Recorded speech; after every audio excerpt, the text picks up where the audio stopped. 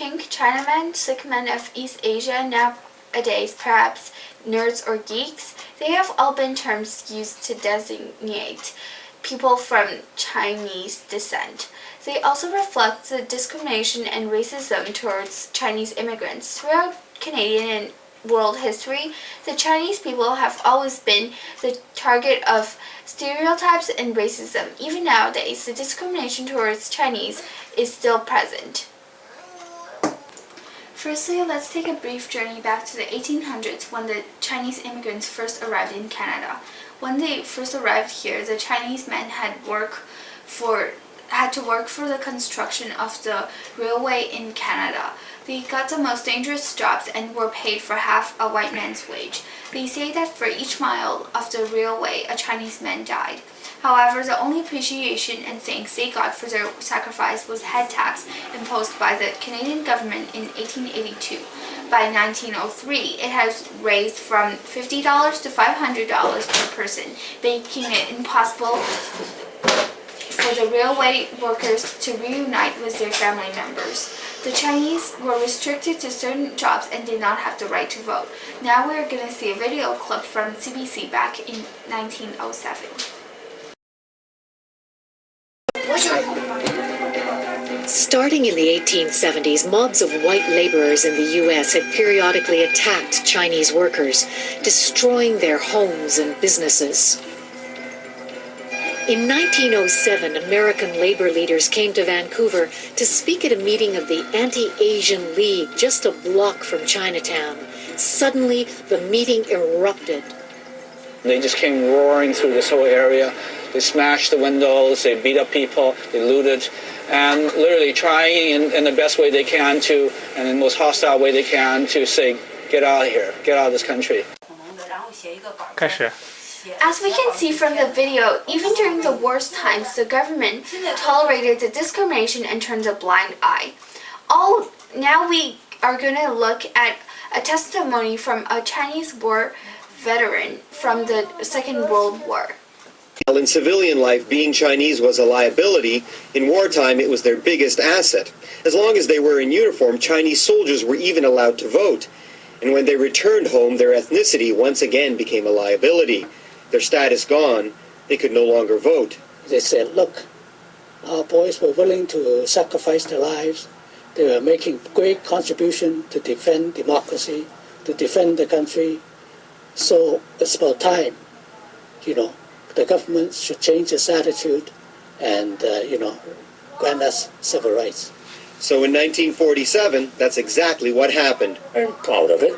So I'm a Canadian now. It's a very significant event because it sort of changed the face of our community altogether, elevated our status, for one thing. From, you say elevated it from our what? Status from second-class citizenship status to equality.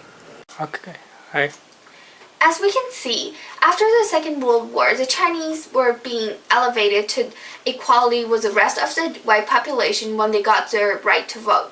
However, as you will be seeing later on, despite getting their vote, the Chinese are always and are still targets of discrimination in our Canadian society, even nowadays.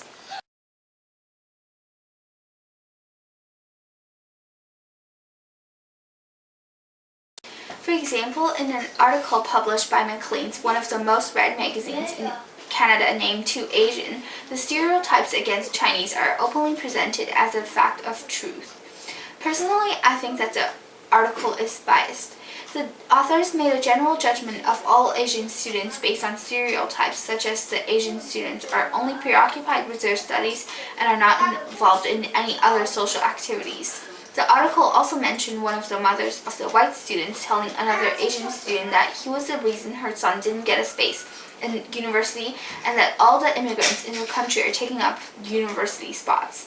This is not a joke. It's a real live threat, and if left without any reaction, this kind of mentality could lead to violence and the gradual hate of an entire race. But what is causing the general apathy of the society following the publication of the article to Asian? The universities are also filled with many other students from other ethnic groups who succeed just as well. But why are the Chinese students picked out as a scapegoat? Is it because throughout the whole history we have always been the society outcasts and never involved in politics or able to stand up for our rights?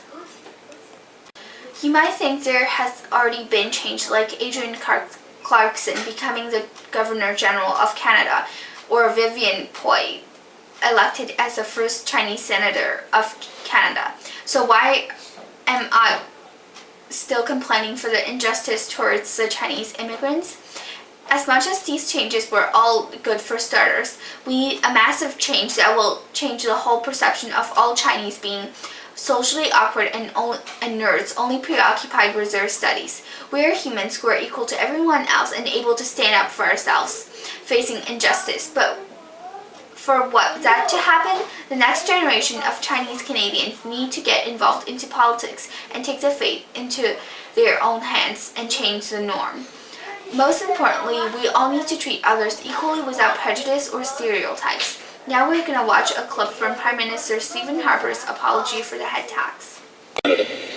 We offer a full apology to Chinese Canadians for the head tax and express our deepest sorrow for the subsequent exclusion of Chinese immigrants. Gana Dai Dohi. We need to participate a lot more in the political arena, because if you don't have a say in the government, you will be completely neglected, and we don't want history to repeat itself.